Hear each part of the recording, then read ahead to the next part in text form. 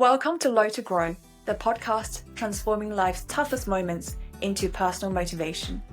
I'm Annie, a Forbes Under 30 technology founder whose entrepreneurship journey ran alongside a mental health awakening. In each episode, I sit down with inspiring individuals who have each faced incredible challenges, tackled it head on, and emerged stronger on the other side. Together, we'll explore their stories, unpack the lessons that they have learned, and also understand how they managed to turn challenges into opportunities for personal growth. Whether you're navigating uncertainty in your personal life or simply looking for motivation to keep going, this is your space for the honest conversations that you will want to hear. If this resonates with you, hit subscribe so you never miss an episode.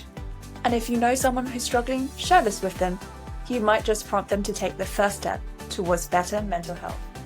Now, let's dive in.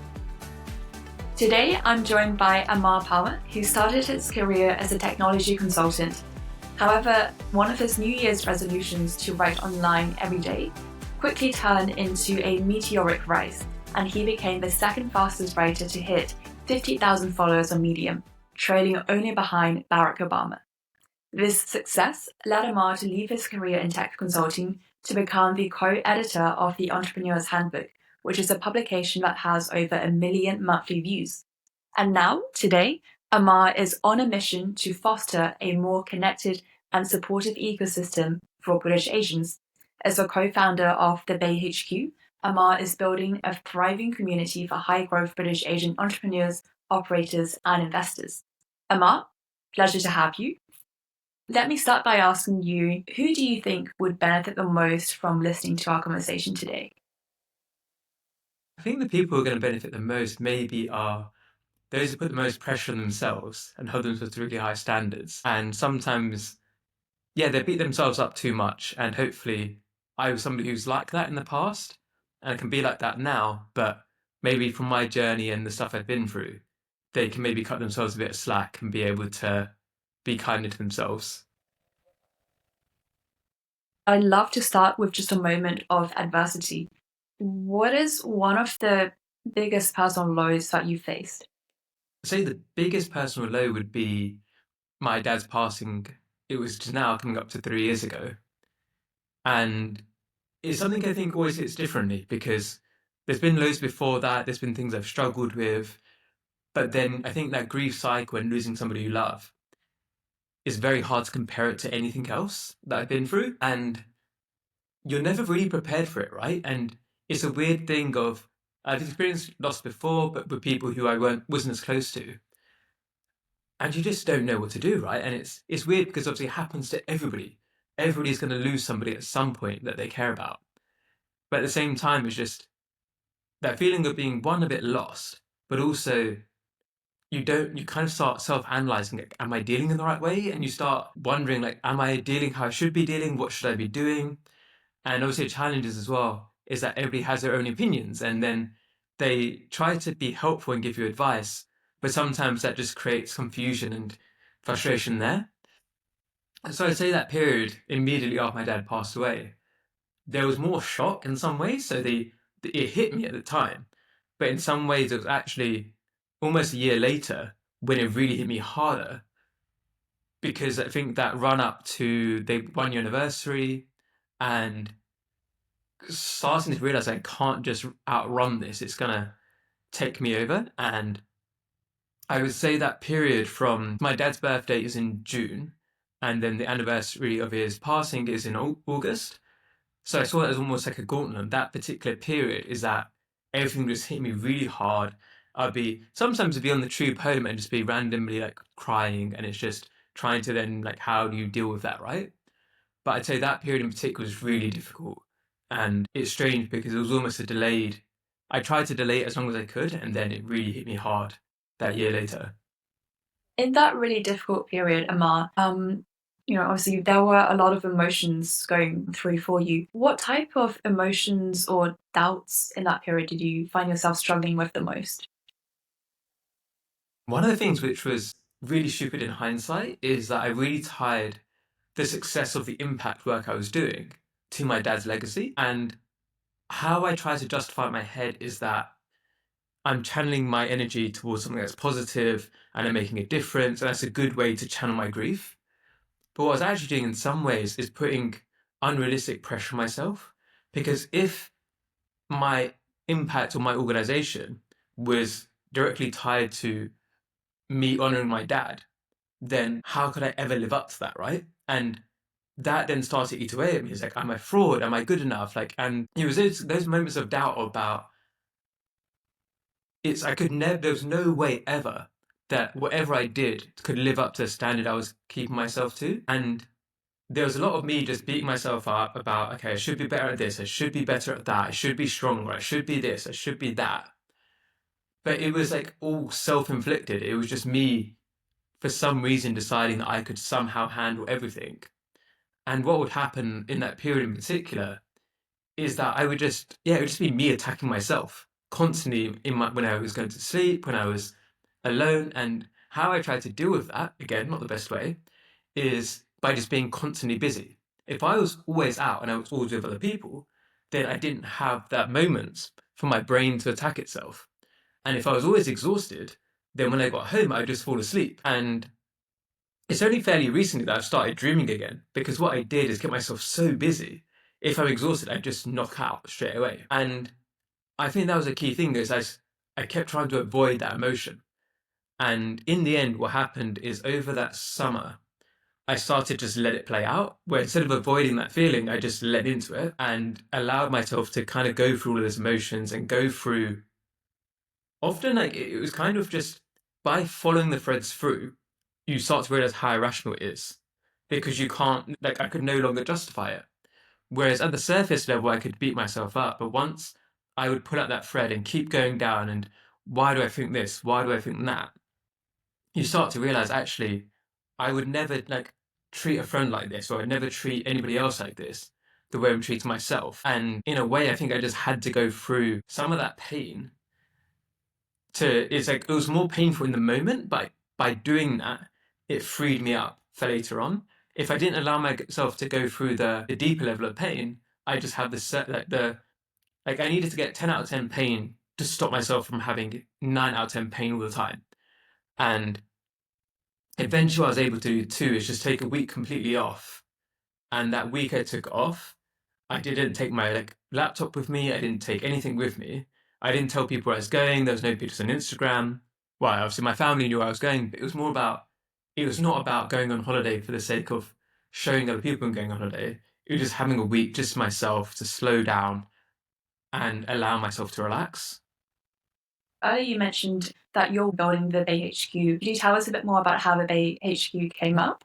The idea actually came about while he was in hospital. So he had COVID and he was in hospital in ICU, but he was meant to come out and then he passed away later. So I actually did tell my dad about the idea and he really loved it. And he just sold his company a couple months before. So the idea is in his retirement, he'd be able to help us build it. But it was meant to just be a little side project. So as you mentioned earlier about how a lot of what I did initially was I grew in America very quickly and it was all online, all remote. And I became more and more frustrated about how all the entrepreneur network in the US, they all connect me to each other. I've got this network of people who like say, oh, you should talk to this person too. You should talk to that person. You should go to this resource. Whereas in the UK, I was like, I don't really know anybody in the startup space. And I didn't know how to get into it too.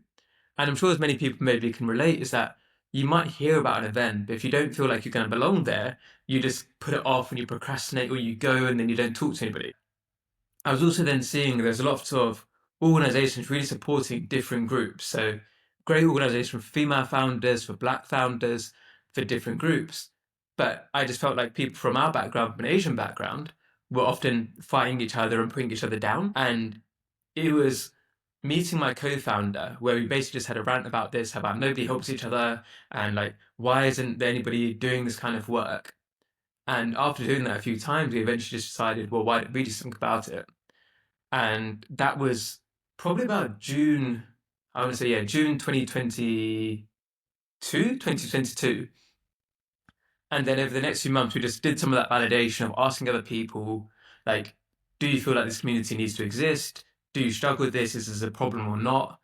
And we then initially launched in October 2022 the podcast. And off the back of that, I then grew on top of that. But initially, it was just meant to be a little side project. It was never meant to be anything like what it is today. And I think a lot of my life is sometimes happy accidents of doing something, enjoying it, and then putting more effort into it and then growing it bigger, rather than having a master plan, which I'd love to be able to pretend I had a master plan at the beginning. But we've had to make lots of mistakes, lots of failures to get it to where it is today. The AHQ podcast, that's something that's very much a staple now, I believe, in the startup ecosystem here in the UK. And I read online that when you did one of the AHQ's podcast live recordings, it was actually done just a few days after the 1 year anniversary of your dad's death. What was going through your mind when that was happening? It's one of these things where, I guess you know, with events, you tend to plan out in advance. So what I did at the time is, okay, I'll give myself the anniversary day off. But I didn't have the foresight to realize actually it's going to really affect me quite a lot, and it's not going to be one day off I need. It's probably going to affect my confidence quite significantly.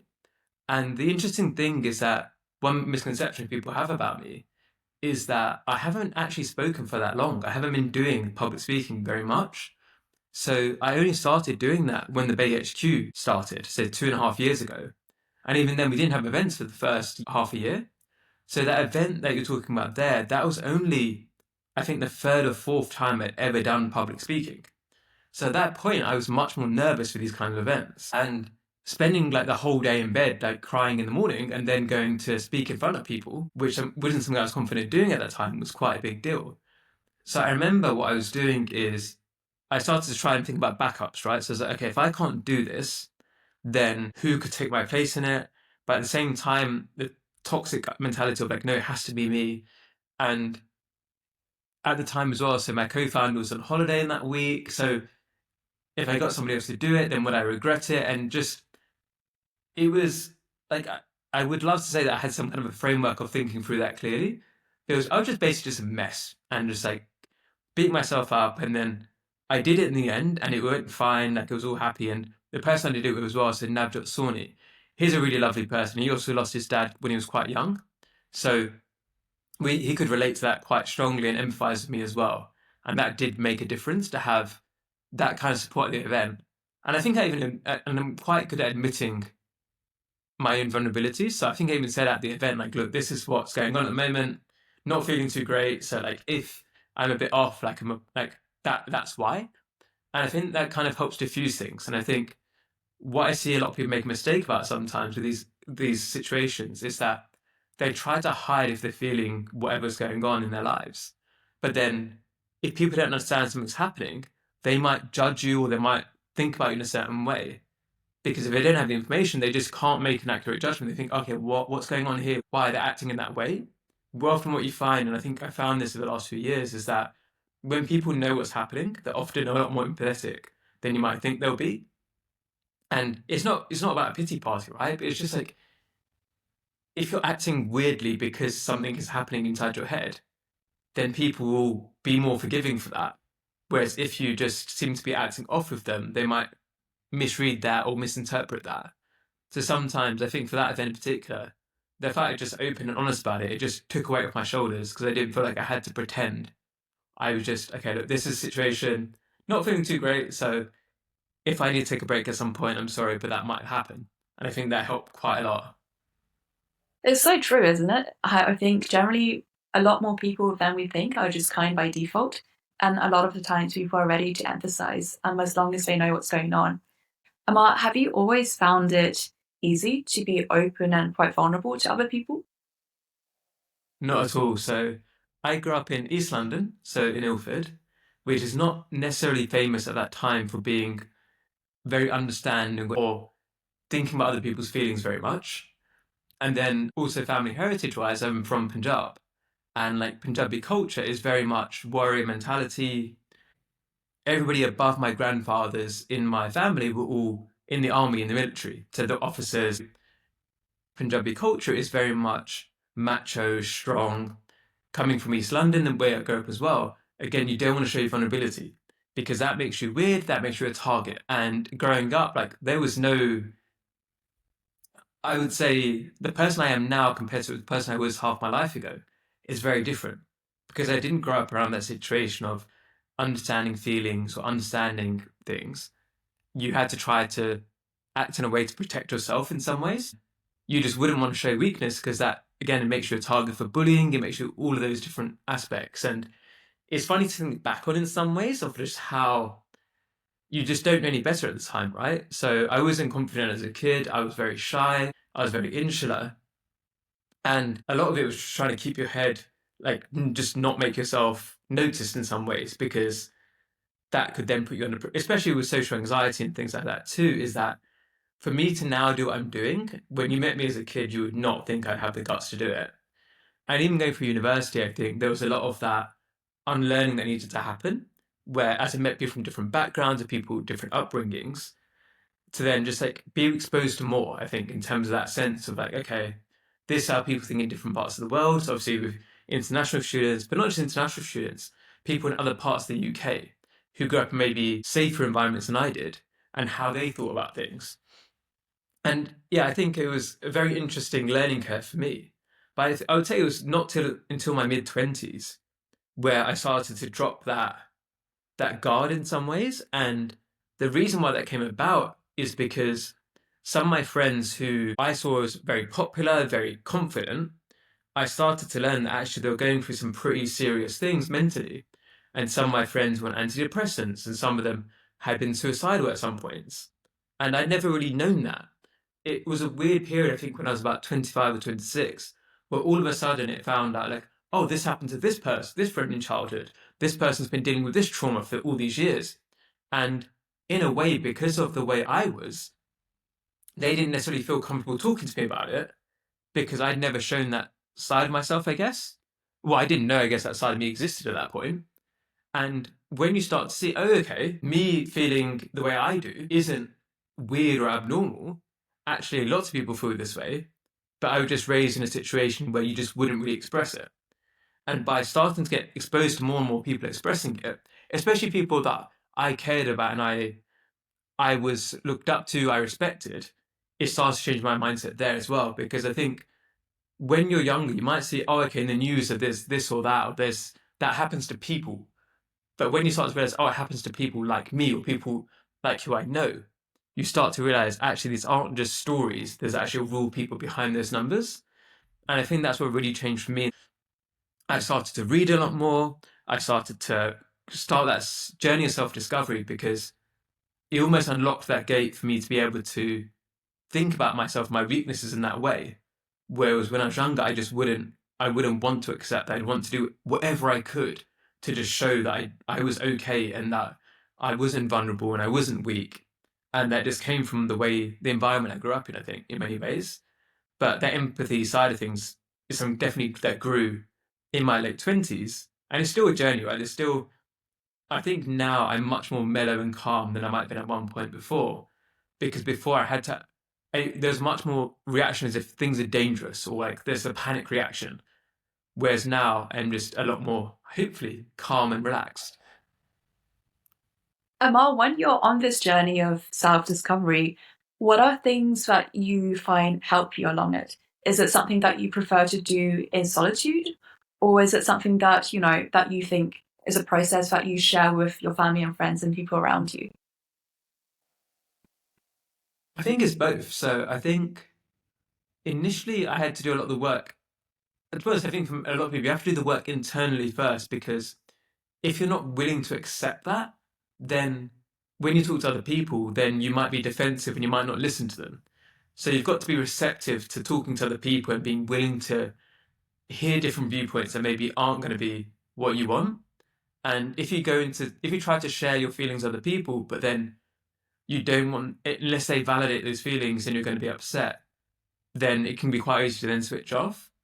So I think initially there was a lot of me reading, me spending more time, say, doing yoga, me doing things which, I say meditation, for example, but just getting used to just not having to be switched on all the time and allowing myself and my nervous system to relax. And during that time, talking to people helps. But I think you can't do it one way or the other. I don't think you can only talk to other people and never do solitude. But I always think the other way around, they're both just tools and you've got to use the tools the best you can. I think one thing with the talking element of it is that one promise I made myself a few years ago is that I'll never lie when people ask me how I'm doing, which I think I made it maybe a couple of months before my dad passed away. And then I really regretted making that promise to myself because then if you think about how many times in a day people ask you how you're doing, and when I was feeling really shit, then it's like, oh, I went and I had to keep repeating why I feel bad and what's going on. It's a level of like trying to juggle how much of this is cathartic and how much of it is helping, and then how much is me reliving the trauma over and over again. Because I remember in that first year in particular, I told so many people that story of like what happened to my dad and how it all happened. And to me, it was very important not to bottle it up because I'd seen what's happened, and it's a very unfortunate thing of many men will bottle up their feelings. And I think it's trying to strike that right balance of making sure that you don't hide your feelings and you get the feelings out there, but then also working on, okay, is me repeating this now, is this helping me, or is it actually forcing me to relive something that maybe I don't need to relive right now? And knowing that balance, I think is something I've now got over time where with different people, and you can kind of read people, right, about who's going to be receptive, who's going to be supportive, then maybe it's a good time to tell a story. But forcing myself to tell it to every single person who wanted to know, I'm not sure that was the best thing for me too. It's an art form to it, right? But I think making sure that you don't bottle your feelings up, especially I think as a guy, especially from a guy from a background where people often, so traditional Punjabi thing is instead of talking about your feelings, you just drink instead and then you die early, which isn't the best way to deal with things, which I think hopefully people know, but I say it in that sense, but it's very, very common for people from Punjabi backgrounds, from my heritage, to just drink themselves to an early grave because they don't feel comfortable expressing their emotions. So yeah, like I said, I think it's both cases. It's that solitude, that quiet time really helps me, but it's very important for me to have my sense checked, right? So it's really important for me to not get into logic spirals in my head that make no sense and that maybe go negative. And that's where it's really important to have an outsider perspective to just make sure to keep you on the straight and narrow. If one of our listeners has recently lost a loved one, or if they're dealing with grief and they're feeling quite stuck in that loop, what would you encourage them to do?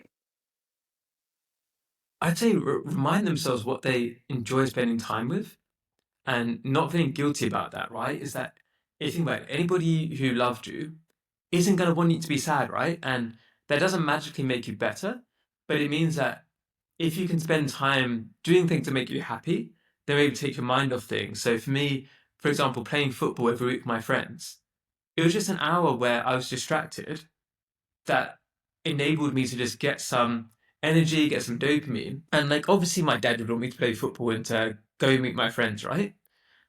And at that beginning stage, I say right at the very start, is just take the pressure off yourself. It's not easy. There is no magic bullet. There is no one way to make it simple for you, right? One is if you need to get a therapist, then get a therapist. There's no shame in that. I did therapy at the beginning as well, and that helped. And I think in some ways the therapy helped. It was also the fact that I was very proud of myself for going to therapy and taking that step.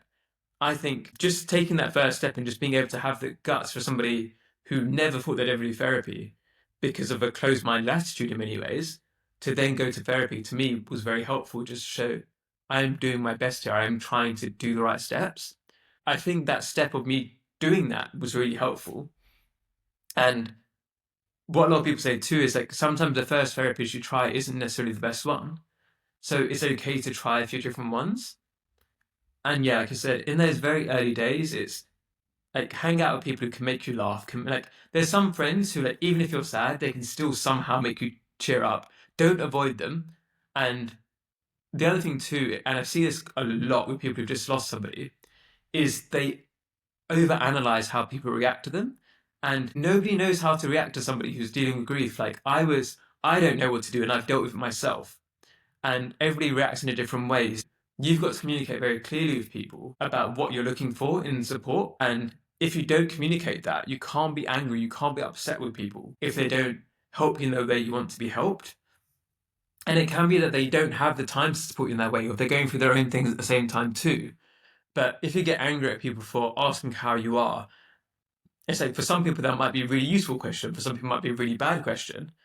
But for your friends and your family, they don't know that. You can't expect people to see mind readers. So I'd say don't be afraid to get therapy if you think that's going to help you. Spend time with your friends, spend time doing things that make you happy, that make you laugh. I remember I used to watch comedy shows quite a lot as well because it's just a release, right? You need to get that heaviness out of you somehow. And then the other thing is like communicate with people around you what kind of support you need. Because some people, they just want somebody to be around and they don't really want to talk. For other people, they want somebody to really give them advice and tell them what to do. It's just all depends on your personality. And just don't get angry at people for trying to help because we're all trying to figure our stuff out. And getting angry at people for not helping the way you want to be helped when you haven't communicated that. In my past, I feel bad about where I maybe got annoyed at them. I say I didn't know. I didn't. Why did I get annoyed at them? How are they meant to know what I needed at that time? And back in that really difficult first year, what were the really helpful things that people around you did that really made you feel better, that allowed you to just carry out your day to day a bit more effectively? I think sometimes you're having fun and you're in a good mood in that day, but then if somebody asks you about it and then you now have to tell the story again, it forces you out of your mindset. Whereas with some of my friends, it's just doing normal friend stuff. Being like, oh, like, do you want to go and see this film? Like, oh, do you want to go to this? Do you want to do that? And having the people around me who, like, they knew that maybe I was a bit sad or maybe I wasn't in the best mood, but we hung out anyway. That was really helpful for me, I think.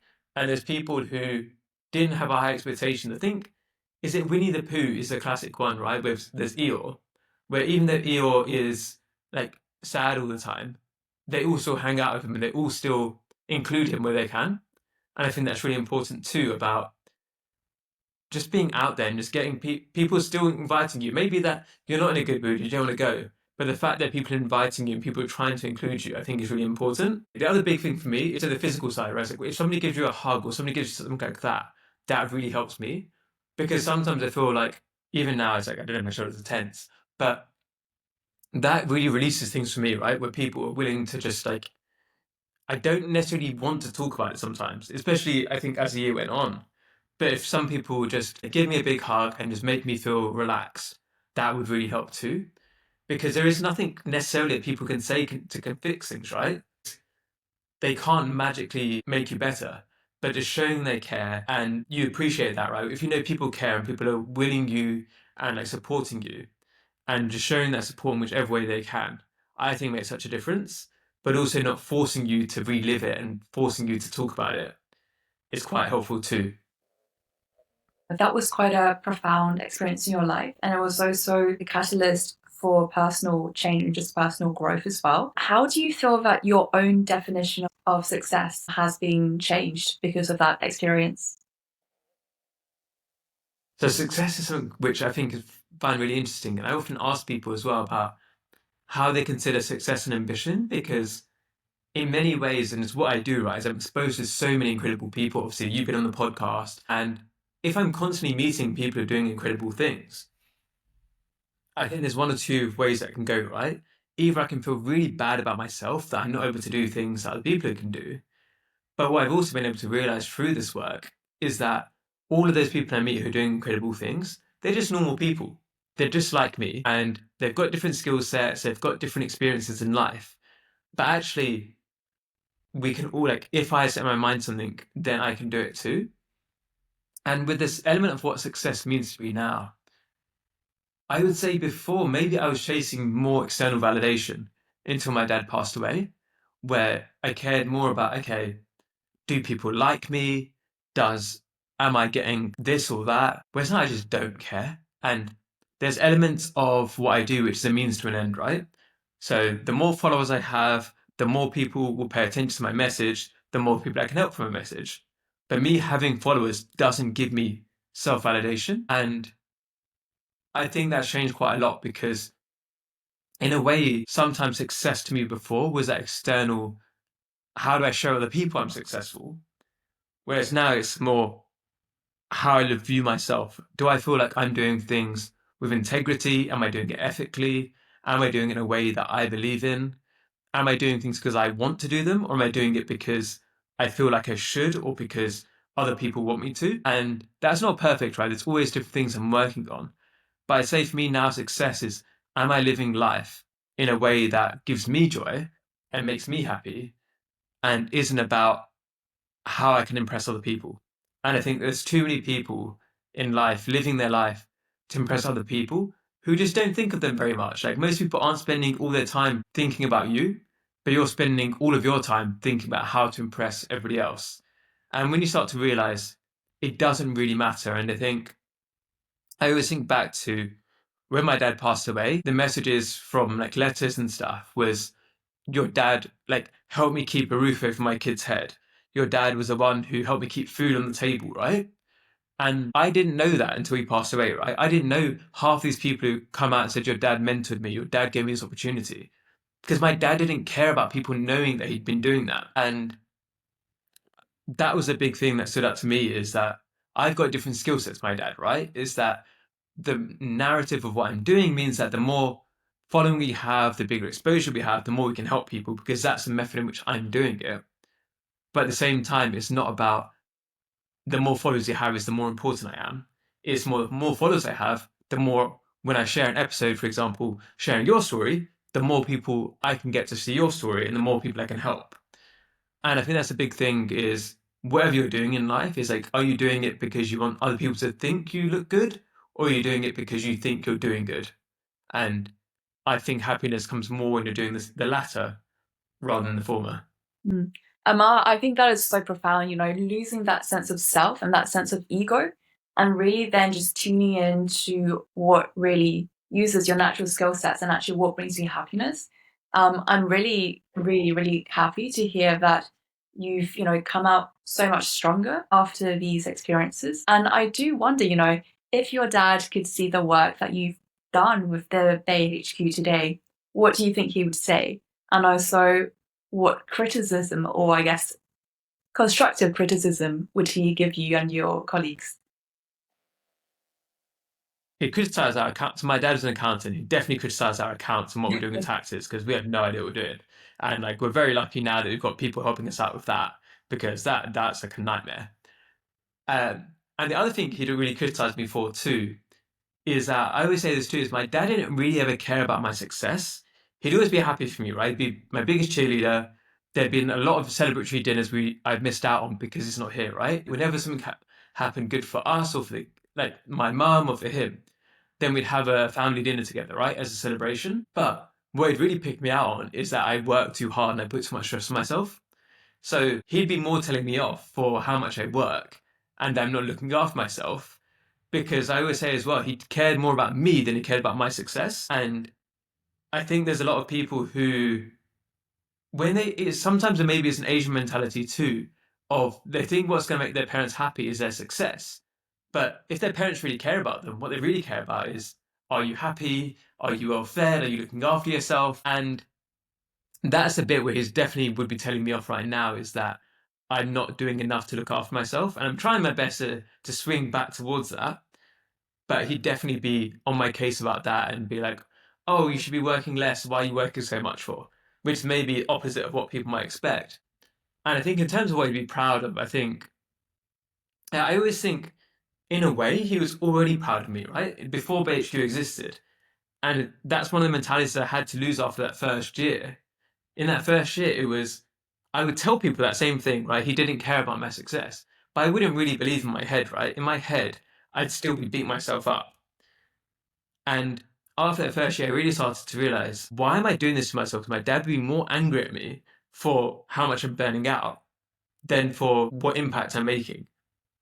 He'd be happy about the stuff we're doing and he'd be happy about the impact we've made.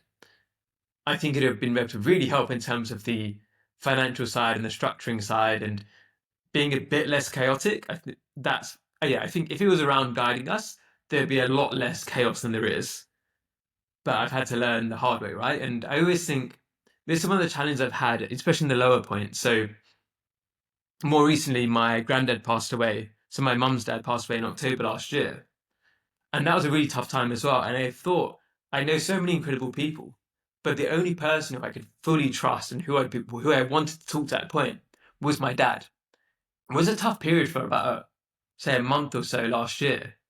where there's all these pressures from all these different places, and I just didn't know who to turn to. Where, yes, I have inspiring entrepreneurs. Yes, I have people that have done incredible things, but they weren't my dad, right? And that my dad would be the one who I could talk to and who I could go through that process with. And I remember just being at that time, really feeling that loss compounded because I was like, I don't have him to talk to about this. In some ways, it's just there was a level of, I was independent, I was doing my own thing, I lived in my own place, whatever. But I always had an escalation point. When shit really hit the fan, I could go to my dad and just be like, okay. And my dad was very level-headed, and no matter how stressed I ever was, he'd be like, oh, it's fine. And it's just, I needed like that kind of energy, I think would be something which was really helpful to me. And I'm trying to be able to self-regulate that myself. But yeah, whenever I would be stressed, I'm like, oh, stop, like you're being over dramatic, it's completely fine, you'll work it out. And to have somebody believe in you in that way, which is a massive difference maker for me. Amar, your dad sounds like a wonderful person. He sounds like a very straight talking dad. And I think they are, some of the best sources of support in our lives. And I think from our conversation, the values that your dad has instilled in you is pretty clear. And I'm pretty sure that he'll be extremely proud of you and what you've achieved as well. And also the impact that you're having on a lot of other people. They could be founders, they could be investors, they could be people working and thinking about switching a career, or just people dealing with a really difficult moment in life. I really appreciate you, being so honest and open and being so vulnerable as well. You mentioned, there could be a trend of toxic masculinity, especially amongst younger men. And I think you sharing your own experiences of, all the different things that happen to you in your personal life and your professional life, I think that will be quite an important story for people to hear. Now, before we wrap up, I'm going to ask you our podcast staple. So, Amar, what do you think will enable more people to have better mental health? I would say a huge thing is realizing you're not alone, that everybody struggles and everybody has moments that are up and down. And if more people can listen to like your podcast, listen to other people's stories, you just start to beat yourself up less because you realize actually this isn't something wrong with me. It's not that I'm faulty in any way. It's just that everybody has ups and downs. And even the strongest people the most successful people they also have doubts and they also have worries and they also have anxieties.